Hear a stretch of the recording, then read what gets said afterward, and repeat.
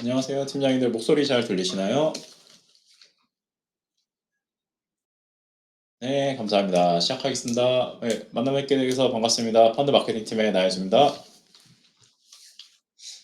오늘은 강력한 IRP 스쿨하고 겹쳐가지고 그쪽이 벌써 한 1000명 이상 들어가다 보니까 중간중간에 왠지 화면이 끊길 수도 있겠다 생각합니다. 뭐 다행히 현재는 괜찮으니까 조금 감안하고 들어주시고요. 일단 제가 좀 실수 혹은 여러분들은 운이 좋습니다 해야 되는 게 보시는 대로 다양한 사은품을 준비했는데 오늘 IRP 스쿨을 하는 거를 제가 뭐 깜빡했다기보다 사실은 체크를 못했어요. 그래서 높은 확률로 저희 직원분들이 사은품을 다양하게 받아가실 수 있는 제가 드래곤볼처럼 모아온 사은품을 드릴 수 있는 기회가 생길 것 같습니다. 그래서 오늘 100분과 함께 좀 즐겁게 화상회의를 축하드립니다. 사실 보기에는 크지만 약간 감성은 없고요. 제가 그동안 정말 드래곤볼처럼 꾸준히 모아온 상품들 지난 상반기에도 약간 인디언 기우제 같지만 그날도 시장이 많이 하락을 했는데 이렇게 사은품을 모아온 거를 상반기 모아온 걸 다 풀고 나서 시장이 반등을 했습니다. 그래서 오늘도 좀 그런 마음으로 갖고 있는 드래곤볼을 다 풀고 좀 시장이 오르는 기운을 한번 드리고자 좀 준비를 해봤습니다. 일단은 준비한 내용 준비하면서 중간중간 퀴즈로 사은품 드리도록 하겠습니다. 담당인 9월 추천 펀드 먼저 말씀드리면 사실 선정이 좀 어려운 구간입니다. 근데 그럼에도 추천 펀드 선정 원칙인 정량평가 기준의 선정이 우선이기 때문에 그런 면에서 이번에 정량평가와 향후 마케팅적인 측면을 고려해서 국내 4개와 해외 7개 상품을 추천했는데 그 중에서 국내 주식형의 베어링 고배당을 새로 편입을 했고요. 두 번째로 해외 주식형에서는 한국투자 미국 배당 귀족을 편입을 했습니다. 잘 아시겠지만 올해 변동성이 굉장히 높은 시장인데 어쨌든 이런 고배당 테마 미국도 마찬가지로 배당으로 대표되는 좀 전통 기업들의 강세 혹은 상대적 강세가 이어지고 있습니다. 그런 면에서 향후에 시장의 변동성은 불가피하겠지만 그럼에도 회복이 빠를 만한 펀드가 무엇일까 고민했을 때 같이 참석한 위원분들이나 좀 많은 의견을 주셔가지고 2개를 신규로 편입하고 일부는 편출하는 식으로 9월 추천 펀드를 정했습니다.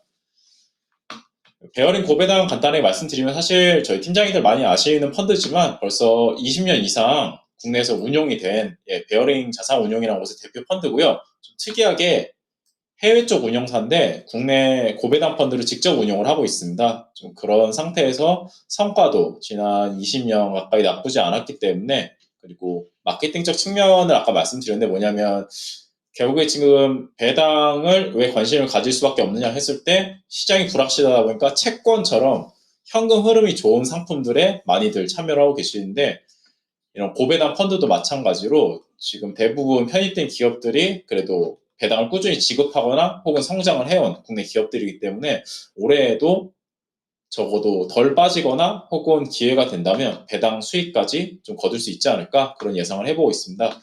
근데 이런 펀드를 가입하실 때 저희 지점에서 많이 질문을 주시는 게 만약에 국내 기업 특성상 배당이 이제 연말에 많이 결정이 되고 그 다음에 4월 정도에 실제 현금으로 지급이 되는데 배당은 고객님께 현금으로 분배를 되느냐? 그렇지 않습니다. 배당은 대략적으로 운용사에서 의제 배당에서 계산을 해가지고 아마 제 기억으로 12월 정도의 기준가가 이렇게 올라가는 식으로 해서 반영을 할 거예요. 기준 가격이 반영이 되기 때문에 그거에 맞춰서 판매를 하시거나 혹은 조금 더 갖고 가시면 되겠고요. 따로 고객님께 현금으로 드리지 않는다는 점 한 번 더 안내 드리겠습니다. 그 펀드 보시면은 지금 연초 수익률 보시면은 지금 제가 이거 말씀은 깜빡했는데 이 파란색 선이 코스피고요. 요 자주색 선이 요 펀드의 수익률입니다. 근데 지난번 반등할 때는 좀 횡보를 하다가 최근에 하락장에서나 거의 코스피보다 유리하거나 조금 더 성과가 나은 모습 보여주고 있고요. 이 이유 중에 하나는 업종이 편중이 별로 되어 있지 않습니다. 배당을 전통적으로 많이 주는 삼성전자를 위시하는 전기전자와 그리고 저희도 소속된 금융업종 배당을 많이 주죠. 아마 지금 예상 시가 배당률로는 한 5에서 6% 정도 예상이 된다는데 업종 자체가 그리고 화학 쪽에서도 그렇고요. 운수장비, 현대차도 계속 배당을 늘리고 있죠. 이런 쪽에서 대부분 배당을 꾸준히 증액해온 기업들이 많이 편입이 되어 있기 때문에 아까 말씀드린 대로 하방 경직성이 있을 것이다. 그리고 연말에 배당을 신문 보고 찾으시는 고객님들께도 적절한 펀드라 생각돼서 많은 추천을 받아 이번에 편입을 하였고요. 한국투자 미국 배당 기적은 제가 뭐 따로 설명 안 드려도 원체 은행에서 잘 팔리고 있기 때문에 좀 생략하도록 하겠습니다. 이번에 상승과 하락이 반복되는 장에서도 요 파란색 선이 이제 미국의 MSCI 미국의 벤치마크 지수고요. 자주식 선이 펀드의 수익률인데 뭐 하락과 상승은 반복하면서도 벤치마크보다 좀 더 나은 성과를 기록을 해줬고 이 펀드가 어차피 뭐 배당 기족이라는 인덱스 펀드인데 좀 주목할 만한 점은 업종 구성에 있습니다. 뭐 개인적인 생각이지만 필수 소비자 산업재 소재 이렇게 써 있는데 보면은 최근에 미국에서 통과된 인프라 법안 관련해서 뭐 전통적인 에너지 기업도 요 섹터 안에 많이 편입이 되어 있고요. 그러다 보니까 향후에 뭐 에너지나 이런 부족한 미국의 인프라 섹터 관련해서 좀 주목받을 만한 펀드로도 부족함이 없겠다 생각이 들고 이번에 저희 추천 펀드 선정할 때 같이 참여해 주시는 저희 부서 위원분들께서도 좀 많은 투표를 해주셔가지고 새롭게 편입했다 안내드리겠습니다. 이쯤에서 직원분들이 좀 많이 질문을 주실 수밖에 없는 게 국내 주식형에서 마이너스 책임 투자가 편출되었는데 판매 시점인가 물어봤을 때는 사실 국내 주식형이 다 안 좋기 때문에 판매 시점이다 말씀드리진 않고요. 이 펀드가 저희가 회의할 때도 그런 얘기가 있었는데 벌써 거진 2년 가까이 추천 펀드에 선정이 되다 보니까 이미 직원분들 인지도도 많이 올라갔고 판매량도 그만큼 되고 있기 때문에 굳이 계속 이걸 유지하느니 다른 관심 가질 만한 상품을 안내하는 게 더 낫겠다는 의견들이 많아서 이번에 바꿨습니다. 즉 현재 마이더스 책임 투자 같은 경우는 운용 매니저의 목표가 코스피 200 지수 성과보다 플러스 알파를 낸다. 되게 보수적으로 운용을 하는 편이기 때문에 이런 관점에서는 크게 펀드가 운용을 못하거나 그런 면에서 편출된 게 아니다라고 한 번 더 말씀드리겠습니다. 그리고 세 번째, 사실 지금 좀 와치리스트 저희가 좀 많이 관심을 갖고 있는 게 자산 배분형 펀드 중에 은행의 스테디셀러인 IBK 플랜 바니얼 EMP 성과가 굉장히 부진한 상황이라서 이번 9월 달에 편출을 하냐 마냐 얘기가 좀 많았어요. 근데 그럼에도 저 담당자로서는 좀 한 달은 더 유지한다 결정을 한 게 일단 매니저의 얘기나 뭐 전반적인 운용 상황을 봤을 때 일단 매니저가 지금 상황에서는 적절하게 운영을 하고 있다 생각합니다. 상반기에는 신호를 잘못 읽어서 주식형 비중을 좀 많이 늘렸다가 좀 성과에 부정적인 영향을 미쳤는데 지금 하반기 들어서는 유동성 비중을 거의 30% 후반대까지 늘리면서 시장 변동성 대비해서는 굉장히 잘 버티고 있고 두 번째로 향후에 채권 쪽도 점진적으로 늘려나갈 계획이기 때문에 지금 한 달에서 두 달 정도 좀 더 지켜보면서 오히려 말씀을 드리도록 하겠습니다. 지금 당장 뭐 편출을 한다고 해서 편출을 할 정도로 좀 매니저가 아예 일을 안 하고 있다 그런 상황은 아니기 때문에 한 번 더 좀 지켜보고 피드백을 드리도록 하겠습니다. 이거는 뭐 지금 생각을 하고요. 저 고객님 유형별로 추천 펀드를 한번 좀 나열을 해봤는데 뭐 결국에는 장기적으로 보신다면은 좀 비중을 낮게 갖고 가되 결국에 채권형 상품이 더 주식형보다는 현재로서는 좀 유리하지 않나 그런 말씀 드리고 있습니다. 그리고 이런 상황에서 추천하는 신상품이라고 제가 장표를 하나 더 넣었는데 사실 이미 영업점에 많이 안내가 되었는데 지금 장표는 안 만들었습니다. 개인적으로 좀 고객님이 유리한 상황이 되셨죠. 고객님이 그 예전에 한 코로나 이전에는 조금이라도 1% 예금을 극복하고자 고객님들이 약간이라도 더 줄 예금과 적금을 찾아서 떠나는 그런 상황이었는데 지금 고객님들이 떠나실 필요 없이 그냥 높은 금리를 적절하게 찾아서 투자를 하면 되는 혹은 저축을 하면 되는 상황입니다. 즉 현금이 잘 안 깨지는 그런 보수적인 자산에 관심이 높은데 저희 팀에서도 아마 9월 13일부터 판매 예정인 우리 2024 만기증권 채권형 펀드가 거기에 해당할 것 같습니다. 이 펀드는 만기를 2024년 3월 22일을 목표로 1년 6개월간 운용을 하는 공모펀드고요. 기대 수익률은 공모펀드이기 때문에 확정은 아니고요. 연 4%에서 4.3%. 그래서 운용사 예상으로는 최소한 1년 6개월 끝까지 갖고 가시면 이 목표 수익률 정도는 연한산이죠. 아마 누적으로 1년 6개월 누적으로 하면 약 6% 수준이 조금 왔다 갔다 할 텐데 그 정도의 수익을 기대한다 보시면 되겠습니다. 그래서 한번 관심 있으신 직원분들의 많은 홍보 혹은 고객분들께 예금을 좀 대안으로 할 수 있는 펀드 상품으로서 많이 추천을 드리겠습니다. 또한 안에 담기는 채권들도 뭐 고금리 채권이 요즘에 좀 유행이긴 하지만 높은 등급의 좀 짧은 만기가 한 1년 6개월 수준의 이런 채권들, AA 등급의 채권들을 많이 담고 있기 때문에 참고로 좀 안정성도 갖추었다 안내드리겠습니다. 지금 사실 오늘 화상회의가 좀 제가 어렵다 생각을 한 게 시장이 정말 어렵습니다. 8월에 화상회의 했던 혹은 6월에 화상회의 했던 제 자신을 때리고 싶을 정도로 지금 시장이 굉장히 어려운데 상황만 보시더라도 좀 그렇습니다. 8월 달에 베어마켓 랠리 어떤 경우라도 랠리를 하던 증시가 8월 26일 미국 연준의 파월 의장의 발언과 이어지는 연준 의사들의 특히 좀 금리 인상을 해야 된다는 연준 의사들의 메시지 이후로 좀 급브레이크가 걸린 상황입니다. 그래서 지금 하반기에는 결국 연준 의사들이 그쪽에 죄송해요. 지금 어떻게 표현할지 모르겠는데 미국 연준에서 금리를 결정하는 분들의 공격적인 발언 어떻게 보면 연준과 싸우지 마라. 싸우지 마라. 너네 시장에서 기대하는 거대로 안 갈 수 있다. 라는 발언, 그런 뉘앙스로 인해서 현재 주식과 채권 혹은 대체 자산까지 포함해서 미래에 어느 정도 수준까지 예상 수익률을 해야 될까, 즉 가격 조정을 계속 하고 있는 상황인데 기관 투자자는 이쪽은 가격 조정을 계속 하다 보니까 증시가 굉장히 안 좋고요. 실제 주요 자산번 등락률을 보시더라도 연초 이후는 다 거의 대부분 뭐 플러스도 있고 마이너스도 있지만 월간으로 보셨을 때 일부 시장을 제외한 원자재 시장의 국가들을 제외한 대부분 국가들이 월간 단위로 했을 때 다 마이너스를 기록했고요. 채권도 월간 단위 마이너스를 피해갈 수 없었습니다.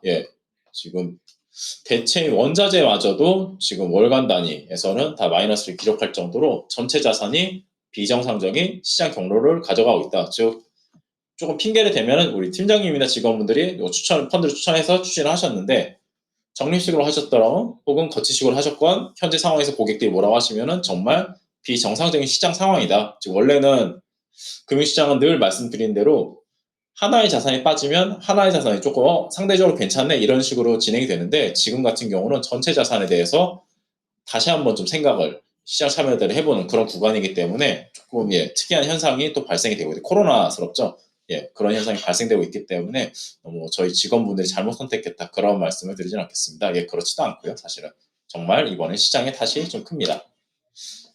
그래서 9월 달에 좀 눈여겨보실 것만 정리해드리면은 크게는 두 가지 정도라 생각하는데 결국에 현재 시장의 발목을 잡고 있는 게 미국에서 금리 인상 경로를 어떻게 갖고 갈지를 다들 불확실하다로 얘기를 하고 있습니다. 그럼 여기를 조금 확실하게 해주는, 즉 금리를 급격하게 올릴지 아니면 점진적으로 많이 올릴지, 여기에 있어서 선택을 좀 예측을 해볼 수 있는 게 뭐 9월 13일 날 발표되는 미국의 소비자 물가 지수라든지 9월 21일 날 발표되는 미국의 금리 인상 결정 과정이 되겠습니다. 그래서 9월 달에 이벤트가 많은데 좀 개인적인 바람은 이런 사람들이 생각이 많아지는 이벤트들이 많을수록 좀 미리 지금 가격 반영을, 즉 주식이나 채권의 가격이 빠지고 있잖아요. 오히려 그래서 하반기에 좀 반등의 기회가 되는 그런 하락이 되기를 좀 바라고 있고요. 좀 그런 생각을 하고 있습니다. 최성희 팀장님 이것도 이제 뒤에 한번 다시 말씀을 드리겠습니다. 모든 펀드를 다 지금 커버를 해드릴 수는 없어가지고 뒤에 한번 종합해서 말씀드리겠습니다. 어쨌든 그래서 9월도 변동성은 높지만 차라리 지금 미리 얻어맞는 게 좀 더 나을 수도 있겠다 이렇게 좀 예상을 해보고 있습니다. 일단 지금 저도 항상 좀 반성을 하는 건데 반성을 하려고 노력하는데 잘 말씀을 드릴 때 잘 안 되더라고요. 일단은 어려운 말입니다만 뭐 지금 시장이 지각방어라는 심리학적인 상태에 빠졌다 말씀드리겠습니다. 뭐냐면은 불쾌한 자극을 최대한 무시하려고 한다는 건데 저희가 아까 보여드린 뭐 위협적인 아이디어, 저희 기준에서는 금리 인상 혹은 금리 경로의 불확실성에 따른 주식시장 하락 그리고 펀드 수익률 하락이 지금 이런 것들이 좀 무시를 하려고 하는 상황이고, 그러다 보니까 시장에서는 애널리스트 분들 글을 쭉 읽어봐도 최대한 보수적인 느낌보다는 좀 앞으로 어떻게 될지 모르겠다. 그래서 굉장히 좀 조심스럽게 접근을 하시는 느낌은 있어요. 이거 실제로 이런 불확실성이 언제 없어질지가 현재 저도 좀 관건이라 생각을 하고 있습니다. 그냥 한번 넣어본 장표고요. 일단은 퀴즈 먼저 시작하겠습니다. 퀴즈를 먼저 시작하겠습니다. 총 그동안 모은 드래곤볼 소개를 해드리면 일단은 태풍은 지났지만 카카오산과 겨울철 다가올 때 쓰실 수 있도록 그냥 랜덤으로 보내드릴 거예요. 랜덤으로 보내드릴 거예요. 이거는 록시땅 핸드크림, 마지막으로 겨울철 따뜻하게 음료 드시라고 스타벅스 텀블러, 이렇게 크게는 3가지를 준비했고요. 두 번째 퀴즈에서는 저희 펀드팀에서 항상 지원해드리는 스타벅스 상품권을 지원해드리도록 하겠습니다. 예. 사실 제 퀴즈가 저희 팀장님들이나 직원분들 아시겠지만 스피드 퀴즈이기 때문에 잠깐 화면 보시면 바로 맞추실 수 있습니다. 자, 정답자는 이름과 직장명 순을 그대로 순서대로 써주신 분을 대상으로 하겠습니다. 자, 사진 나가겠습니다. 다음 인물을 맞춰보세요. 누굴까요? 이거 성함, 직장명 2개를 써주셔야 된다. 네네네. 지금 나오죠? 지금 위에 팀장이 한 분이 팀장이 한 분이 성함을 딱 써주셔가지고 지금 밑에 우두두두 많이 나오지 않지만 네, 여기까지 먹겠습니다. 생각보다 어려운 문제죠. 자, 보면은 위에 실명을 거론하지 않고 팀장이 한 분이 한덕수 총재를 얘기해 주셔가지고 갑자기 한덕수 한국은행이 돼버렸어요. 사실 정답은 이강순 팀장님 외에 몇 분이 맞춰주셨는데 이창용 한국은행 총재가 되겠습니다. 저희 정답자를 한번 가려보겠습니다. 보면은 이강순 팀장님하고 보자. 몇 분 없네? 큰일이다. 다 한덕수 한국은행으로 했어요. 저희 심재희 팀장님하고 이재근 팀장님. 네, 축하드립니다. 요 3분은 저한테 클릭폰으로 사무소 코드와 최성희 팀장님 맞추셨나요? 보자. 최성희 팀장님 두 번째 퀴즈로, 두 번째 퀴즈에 지원을 부탁드리겠습니다. 지금 3분이 일단은 다시 한번 말씀드리면, 이창용 한국은행 총재고요. 이강순 팀장님하고 심재희 팀장님하고 이재근 팀장님 3분이네요. 지금 이창용 한국은행을 맞춰주신 분은 요 3분은 저한테 클릭폰으로 사무소 코드와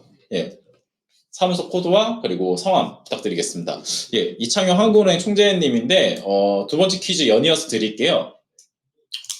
요즘 요 이창용 한국은행 총재의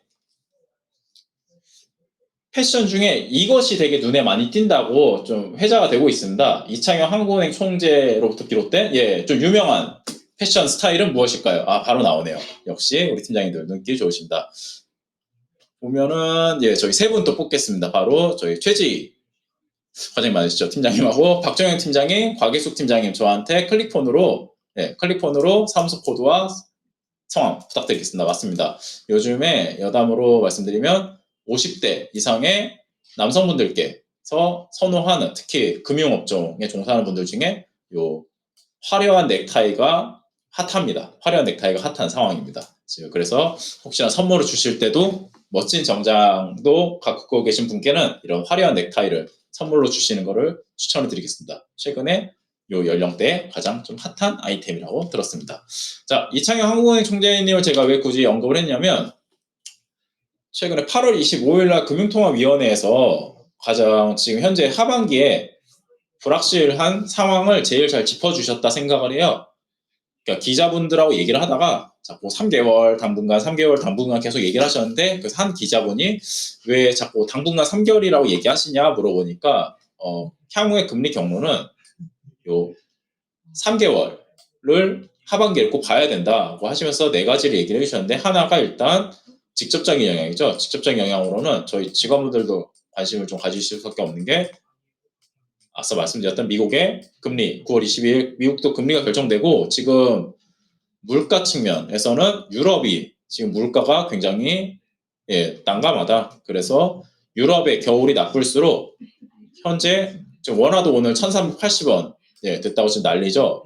요 원화값에 영향을 미치는 유럽의 유럽 경제의 약화, 그리고 유로화 약세와 달러 강세 이어지는데, 오늘 참고로 그래도 구두 개입하셨더라고요. 한국은행에서 구두 개입해가지고 이거 너무 비정상이다 얘기해가지고 조금 좀 조심하라는 시그널, 혹은 한국은행이나 이런 중앙은행에서 이렇게 시그널을 보내면은 약간은 투기자들한테 좀 신호를 보내는 거기 때문에 그만해라는 식으로 신호를 보내기 때문에 조금은 완화될 수도 있는 가능성이 높겠다 생각을 합니다. 그리고 간접적으로는 글로벌 정치 리스크인데, 이거는 예측은 안 되고 대응해야겠죠.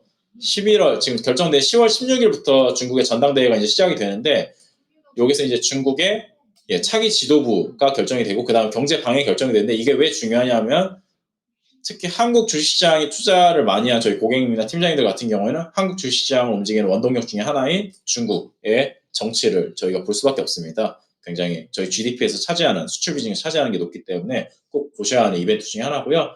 그리고 현재 글로벌 판세가 굉장히 복잡하게 11월 달에 돌아가는데 11월 달에 세계 정상이 모이는 G20 정상회의까지 이렇게 쭉 연말 3개월간 금융시장 변동성 높일 요인이 굉장히 많이 모여있기 때문에 이거를 보면서 금리를 결정하겠다 했습니다. 조금 저희가 하나씩 짚어가면서 말씀을 드릴게요. 일단 팀장님들 저는 상반기 아까 제가 상반기에 화상이 한 저와 7월 화상이 한 저를 좀 때리고 싶다 말씀드렸는데 이게 최근에 잭슨홀 미팅에서 제롬 파월 의장이 뭐라고 발언했는지 보시면은 세 가지 측면에서 상당 기간 금리를 오랜 기간 상승을 시킬 거다라고 정확히 경로를 얘기했습니다. 뭐냐면 첫 번째, 가계와 기업들한테 어느 정도 고통을 줄 것 같다. 줄 것 같다고. 두 번째, 인플레이션 진정이 되었다는 확신이 들 때까지 긴축 강화를 지속하겠다. 금리 계속 올리겠다는 얘기를 얘기했고요, 이미. 그리고 9월 FOMC에서는 데이터를 보고 비정상적으로 큰 금리 인상이 적절할 것으로 예상을 한다. 데이터를 보겠다 하다 보니까 9월 13일 날 물가 데이터가 조금 뭐 시장 예상치 수준만큼 나오면은 뭐 또 50bp 인상론이 더 힘을 받겠죠. 그래서 이런 좀 확실한 시장은 이런 확실한 내용을 원하는데 일단 파월 의장이 좀 의견을 선회를 이렇게 강하게 하면서 선회를 했지만 글로벌 IB들 평가를 보면 다들 예상했다 하지만 실제 시장에서는 이거보다 좀 더 완화된 내용을 기대를 했나 봐요. 그러다 보니까 굉장히 큰 충격을 빠졌다 말씀드릴 수 있겠고요. 지금 미국하고 더불어서 이게 사실 가장 큰 문제 중에 하나입니다. 유럽의 물가가 강달러를 부르고 있고 강달러를 부르니까 글로벌 통화들이 전체적으로 다 약세로 가면서 투자 환경이 좋아지질 않는데 이거 보시는 그래프는 이제 독일의 주간 단위 전기값인데 76% 전기값이 주간 단위 76% 상승을 하면서 지금 좀 난리가 났습니다. 이게 좀 안 잡힌 상황이고 러시아 같은 경우는 지지난주 기사였는데 천연가스가 남아서 태우고 있다는 기사 나오고 이제 며칠 전에는 이제 대놓고 싸우자는 거죠. 대놓고 이제 경제 제재를 풀어주기 전까지는 가스관 열쇠가 없다고 아예 얘기를 할 정도로 좀 난리입니다. 그래서 이런 환율 관련된 주변 환경도 굉장히 나쁜 상황이고요. 그래서 지금 팀장님도 조금 뭐 물가를 좀 수동적으로 예측을 해야 되냐, 그러니까 즉 국내 주식이건 해외 주식이건 뭐 어떤 상품을 추진할 때 현재는 왜 물가가 가장 중요한 상황인데 그럼 물가 예측을 좀 볼만한 사이트가 없냐 했을 때 다행히 요 클리브랜드 연준이라는 곳에서 물가를 예측할 수 있는 지표를 계속 공개를 하고 있습니다. 거의 매일 공개를 하고 있고요. 그래서 지금 보시면은 월간이나 연간으로 두 개로 나뉘는데 최근에 보시면 8월달 이번에 9월달 발표되는 게 8월 물가 지표고요. 이제 10월에는 9월 물가 지표가 발표가 될 텐데 요 코어만 일단 보시면 되겠죠.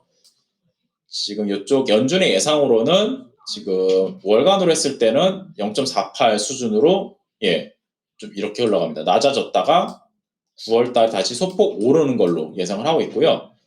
연간 물가 상승률 보시더라도 현재 핵심만 보시면은 마찬가지로 8월에는 좀 낮아졌다가 9월에 다시 올라가는 모습, 즉 시장이 살짝 시장도 어차피 이 내용을 알고 있을 거기 때문에 지금 8월 달에는 어느 정도 좀 낮게 나오고 9월 달에는 소폭 오르는 거를 현재 다들 가정하고 있다. 그렇게 보시면 되겠습니다. 이제 그래서 조금은 제가 시장 예상치만큼 나온다면은 9월에 지금 하락분만큼은 좀 반등을 할 만한 기회를 마련해 주지 않을까, 좀 그렇게 예상을 하고 싶습니다. 하고 지금 시장에서 또 시장 예상치는 그럼 어디서 보냐 했을 때 연준 예상치는 여기서 보실 수 있고요. 시장 예상치는 다들 보시는 이 investing.com이라는 사이트나 혹은 스마트폰 들어가시면 경제 캘린더가 있는데 여기서 시장 예상치 확인이 가능하십니다. 현재 요 핵심 CPI 기준에서는 약 6.1% 그리고 그냥 일반 CPI 기준에서 8.7% 정도 예상을 하고 있다 보시면 되겠습니다. 뭐 이거보다 더 낮게 나온다면 혹시나 연준 예상치만큼 이거보다 낮게 나온다면 시장이 한 번은 좀 환호를 할 수 있는 그런 호재다 말씀드리겠습니다. 근데 결국 앞서 말씀드렸던 것들의 중요한 내용은 지금 자산 가격이 어떻게 반영이 되냐는 건데 이분이 가장 세게 얘기했어요. 그래서 저는 지금 시장이 이분의 의견을 지금 충분히 따르고 있다 생각하는데 뭐냐면 연준이 더 많은 금리 인상을 할 거기 때문에 이거를 자산 가격에 반영을 해달라 쭉 요거를 아마 8월 달에 얘기를 했는데 8월부터 계속 빠졌으니까 예, 최대한 가격을 보수적으로 증시를 예측해라 이렇게 되겠고 내년에 저희가 8월 달에 그런 기사들 많이 보셨죠. 내년에는 이제 연준에서 금리 인하를 할 수도 있다 하는데 지금 이분 같은 경우는 가장 강경론자이기 때문에 인플레이션이 월스트리트 즉 투자자 예상보다 더 오래 지속될 수 있다는 점은 뭐냐? 연준은 시장이 생각하는 것처럼 금리를 내년에 인하할지 안 할지 현재로선 결정된 바가 없다는 거를 좀 말을 좀 강하게 하면서 시장에 지금 기관 투자도 동향을 보니까 현금을 계속 일정 수준 늘리고 있는 거에 좀 영향을 미쳤다 생각을 합니다. 그래서 최근 하락은 좀 이러저러한 이유들로 나타났다 말씀드리겠고요. 네, 뭐 팀장님 사실 뭐 이런 내용은 많이들 들으셨을 거기 때문에 제가 상품 일단 추천하는 관점에서는 대안을 말씀드려야 되잖아요. 대안을 말씀드려야 되는데 좀 어렵지만 좀 안내를 드리고자 합니다. 현재 시장에서 두 가지 얘기가 있어요. 하나는 지금 같은 상황을 몇 년도, 금융시장 역사에 비춰봤을 때 몇 년도랑 좀 유사하다 볼 수 있느냐 했을 때 두 가지 얘기가 있습니다. 지금 오늘 갖고 온 1970년대 상황, 즉 외부 환경도 급격하게 변하는 미국이 뭐 달러를 포기하고 달러 자유 변동 환율제를 만들고 냉전도 심화되고 외부 환경은 그렇고 내부적으로도 물가가 튀어오르는 1970년대 유사하다는 의견 1과 2는 지금 제가 자료를 안 갖고 왔습니다만 팀장님들 기억하실 수 있는 2000년대 IT 버블이 있었어요.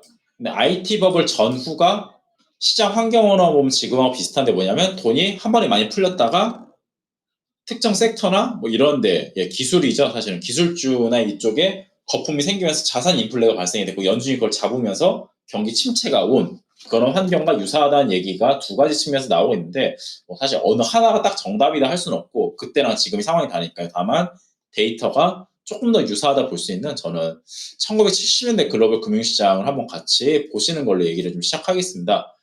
그래프가 좀 많지만 크게 특징적으로 두 개를 보실 수 있는데 하나는 나중에 다시 보기로 보셔도 충분히 이해하실 수 있을 거라 생각합니다. 팀장님들. 요 파란색 선, 지금 제가 체크하는 요 선이 미국의 연간 단위 물가 상승률이에요. 근데 1970년대 초에 보시면 물가 상승이 70년 시작하자마자 전년 대비 10%씩 10% 올랐다는 걸로 시작을 합니다. 굉장히 큰 폭으로 상승을 시작하고요. 물가가 지금하고 좀 비슷한 게 뭐냐면 잠깐 안정화됐어요 얘기가 나왔을 때가 언제였냐면 약 8% 수준, 7, 8% 수준의 YOY로 연간 단위로 물가가 이 정도 올랐을 때 좀 안정화됐어요라고 얘기가 나온 그런 그 당시로는 굉장히 특이한 얘기였는데 그 이후에 물가가 오일 쇼크나 이런 게 발발이 되면서 연간 25% 이상 물가가 상승하는 굉장히 큰 폭의 상승이 발생이 되었고요. 그때 자산 시장이 어떻게 발생되냐 했을 때 뭐 그래프 다 차치하고 결론만 말씀드리겠습니다. 결론부터 말씀드리면 잠시만요. 첫 번째, 주식 당연히 다 하락을 했고요. 요 노란색 선이 유럽 증시, 유럽으로 대표되는 유럽 선진국 증시고요. 여기 회색 선, 점선이 이제 S&P 500 선인데 대략 고점에서 40%에서 50%씩은 하락했다 보시면 되겠습니다. 약 40% 정도 되는데 근데 요 물가가 그 당시에 물가가 이렇게 올랐다가 지금 같은 느낌이죠. 물가가 올랐다가 살짝 안정화될 때 유럽이 더 많이 올랐네요 하시는데 이때 유럽이 좀 더 강경하게 인플레에 대처를 하면서 금융시장의 불확실성을 좀 더 줄인 특히 독일로 대표하는 유럽이 그런 정책을 취하면서 미국보다 상대적으로 약간은 하락 시점이 늦춰진 감은 있었고요. 근데 어차피 근데 둘 다 고점에서 40%씩은 하락을 했습니다. 그리고 이후에 다시 물가에 대해서 물가가 이렇게 치솟고 나서 유지가 되는 즉 사람들이 받아들이는 구간이 필요하거든요. 이제 앞으로 물가가 계속 이렇게 고물가 시대를 접어들게 됐어라고 받아들이게 하면서 사실은 주식시장이 굉장히 많이 빠지다 보니까 그 다음부터 다시 또 주식에 관심을 가지면서 요 점선과 노란색 선이 좀 많이 올랐다 보실 수 있겠습니다. 근데 이때 좀 특이한 이게 근데 사실 이거 제가 다시 한번 볼게요. 요 노란색 선이 조금 이상한 선인데 한번 다시 보겠습니다. 어쨌든 정리하면 주식시장이 한 번은 큰 충격을 받고 나서 이후에 물가가 얼마가 오르건 간에 적응이 돼버리면서 다시 그때 살아난 기업들 중심으로 지수가 반등이 됐다. 그리고 반등한 테마는 대부분 대형 우량주 중심으로 반등을 했습니다. 이때도 지금하고 동일하게 에너지 기업이 굉장히 좀 큰 폭의 상승세를 보였습니다. 그리고 두 번째 특이한 점은 시사점은 현재 저희 팀에서도 많이 말씀드리는데 적시라고 딱 말씀드릴 수는 없어요. 근데 다만 요 진짜 점선 파란색 점선이 미국채 10년 네, 수익 그래프인데 그러니까 실제 가격 수익 그러니까 펀드를 가입하시면 펀드 가격이 올랐다 내렸다 보실 수 있는데 주식 대비해서 상대적으로 변동성은 낮았습니다. 다만 물가가 급등하는 구간에서는 당연히 채권의 수익률은 낮아졌지만 주식보다는 오히려 좀 빠르게 안정적으로 덜 하락하고 조금 더 오르는 속도가 있었다 해서 최근에 저희 팀도 한국 국채 10년을 혹은 미국 국채를 많이 담은 펀드를 좀 분할 매수를 말씀드리는 게 혹시나 이런 70년대까지 가정은 되지는 않았습니다만 이런 경기 침체를 가정한 혹은 물가 급등을 가정했을 때 대안자산으로는 10년 수준의 채권이 그래도 안정적인 발판이 될 수도 있다는 좀 과거의 사실들이 있어가지고 말씀을 드리고요.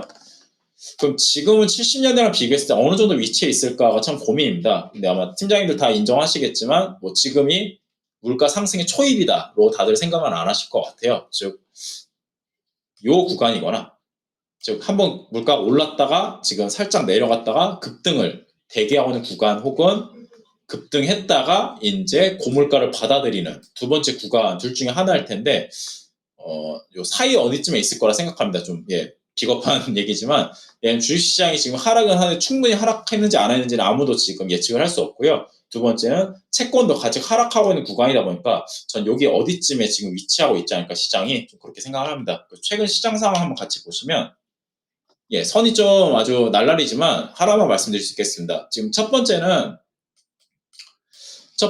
좀 개인적으로 추진을 위해서 현금을 무리하게 다 펀드에 들이붓는다가 참 어려운 상황인 게 과거에도 현금이 이 말씀 안 드렸네요. 요 주황색 선이 현금인데 과거에 고물가 시절에도 현금이 살아남았습니다. 결국에는 현금이 가장 높은 수익률로 살아남았고요. 지금도 작년 8월부터 지금 8월까지 1년치 그래프인데 보시면 현금이 마이너스 수익률이긴 하지만 마이너스 0.02%로 가장 우수한 성과를 보여주고 있고요. 그 다음 두 번째로 이제 하락폭만 보시면 S&P가 지금 한 3% 정도 하락을 했고요. 작년 대비해서 가장 많이 하락한 게 코스피랑 미국 장기채, 즉 코스피는 현재 미국 장기채 수준의 위험 프리미엄을 받고 있다. 시장에서 그만큼 굉장히 좀 나쁘게 평가를 받고 있다 보실 수 있겠습니다.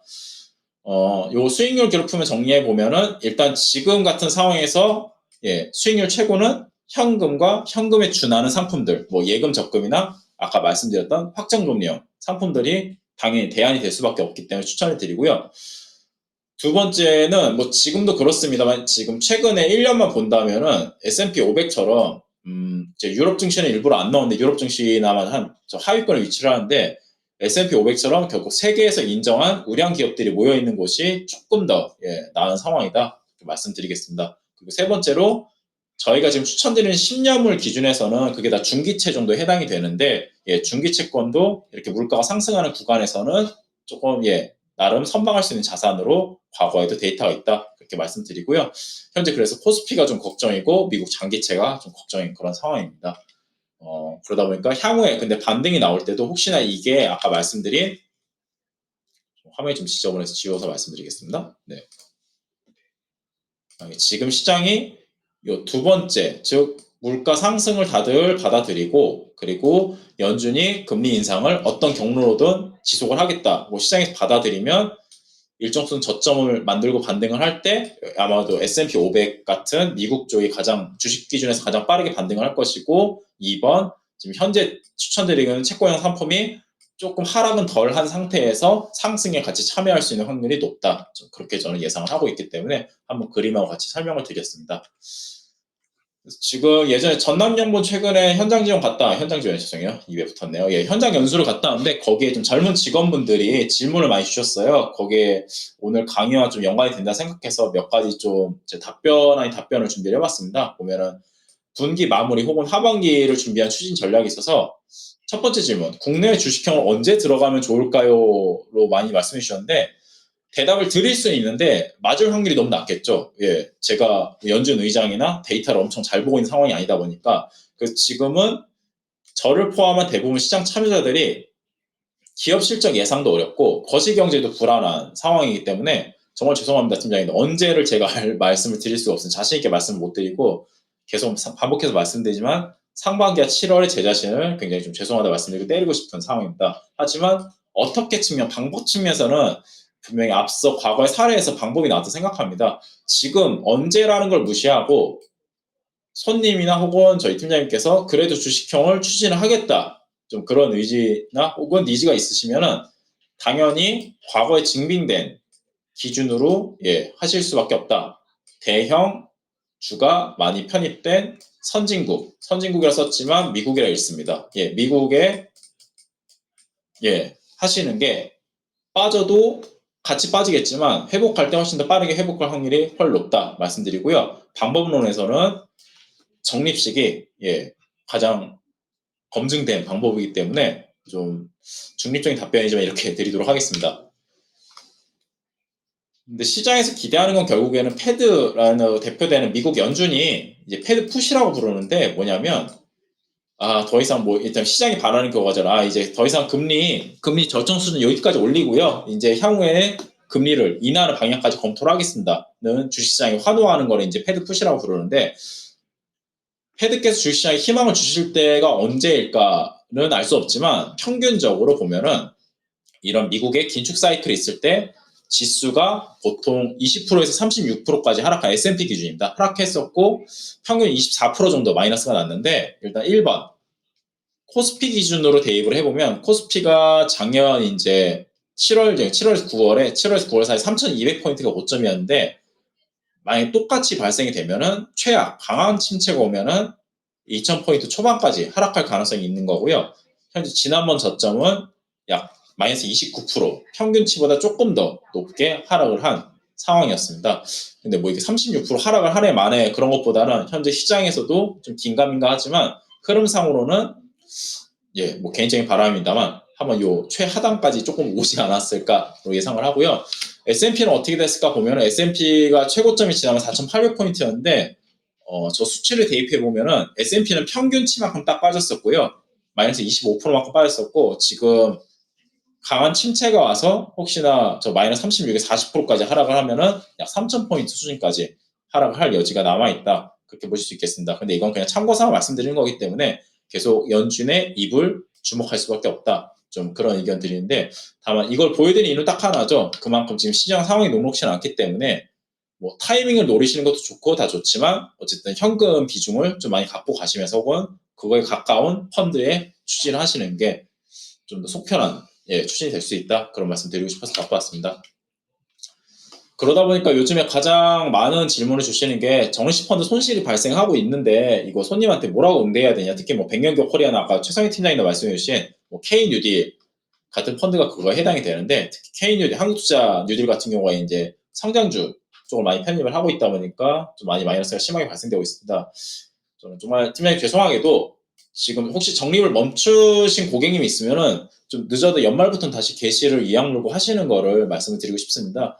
그게 앞서 1970년대 사례도 보여드렸고 2008년 금융위기 사례도 한번 갖고 왔지만 초록색 선이 검은색 선이 이제 적립을 계속하신 분의 흐름인데 그 당시에도 코스피가 마이너스 40% 이상 하락을 하면서 적립을 유지할 수 없을 만큼 시장에 혼란이 발생됐지만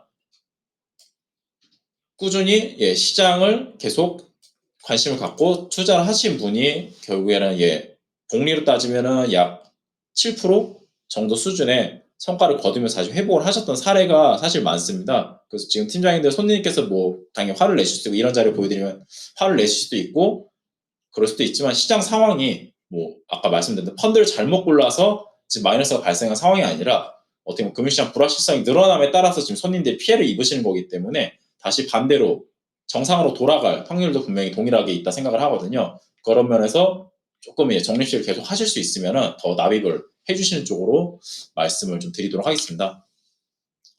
그리고 세 번째부터는 이제 답변이 어려운 미래 시황이 언제쯤 회복이 가능할지 궁금하다 질문을 주셨는데 요 네 가지가 아마 국내 기준에서 좀 해결이 돼야 될 것 같습니다. 참고사항 그냥 봐주시고요.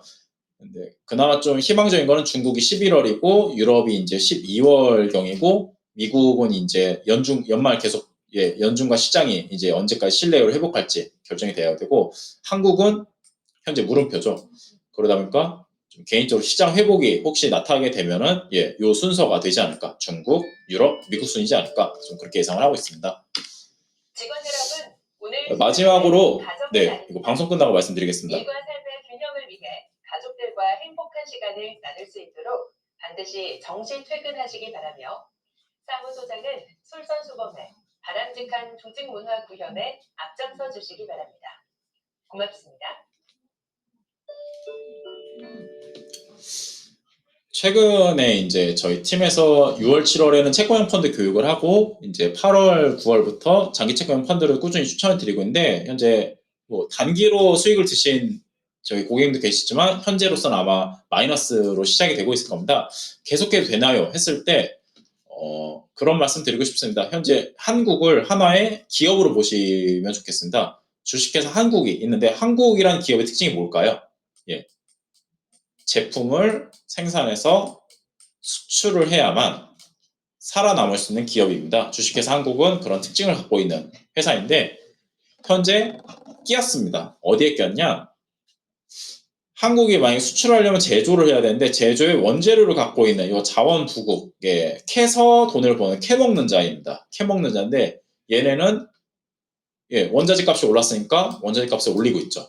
그런데 한국에서 어쨌든 울먹겨자먹기로 요 수출 제품을 비싼 값으로 만들어서 팔려고 보니까 기추통하고 사먹는 자 입장에서 이럴 수 있는 거, 비싸, 안 사, 이렇게 할 수도 있는 겁니다. 그래서 판가, 원가는 오르는데 판매가의 전가가 죄송합니다. 잘 안 써지네. 판매가의 전가가 가능하냐는 의문이 들고요. 그래서 이게 어떤 영향을 미쳤냐면, 주식시장에서는 늘 말씀드렸던 실적의 불확실성이 높아졌고요.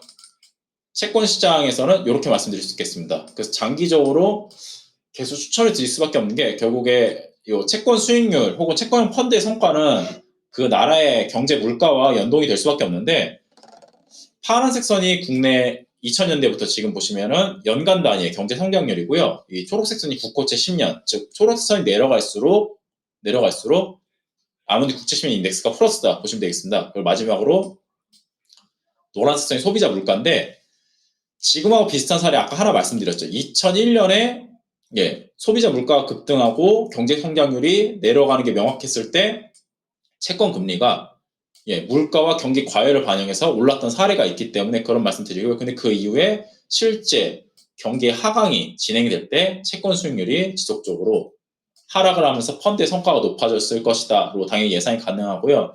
그 이후에 한국은 2001년 이후에도 YOY로 보면은 경제 성장률이 일정 수준 잠깐 반등할 때도 있지만, 물가들이 살짝 반등한 적이 있었지만, 그럼에도 불구하고 지속적으로 하향을 하는 모습을 보여주고, 아마 지금 신문 읽으시더라도 한국은행부터 대부분 경제 예측 기관에서 장기적으로 경제 성장이 하락하는 걸 예상하고 있기 때문에, 국채 수익률도 지금 당장 단기적으로 물가를 예측 어렵거나 혹은 금리 경로를 예측이 어렵기 때문에 마이너스가 발생했지만, 저는 꾸준히 장기 테마로서 아무리 국채 10년 인덱스 같은 혹은 오리지핑코 토탈 리턴은 추가적으로 더 말씀드릴 부분이 있겠지만, 이런 중장기 채권형 펀드에는 지속적으로 관심을 가져주시는 게 좋겠습니다. 라고 결론을 말씀드리겠습니다.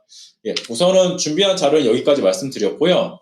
상황이 어려운데도, 시장 상황 어려운데도 200분 넘게 참여해 주셔서 우선 감사 인사 드리겠습니다.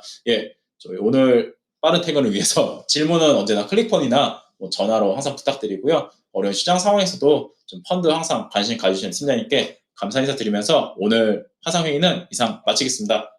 저희 함께 해주셔서 감사드립니다.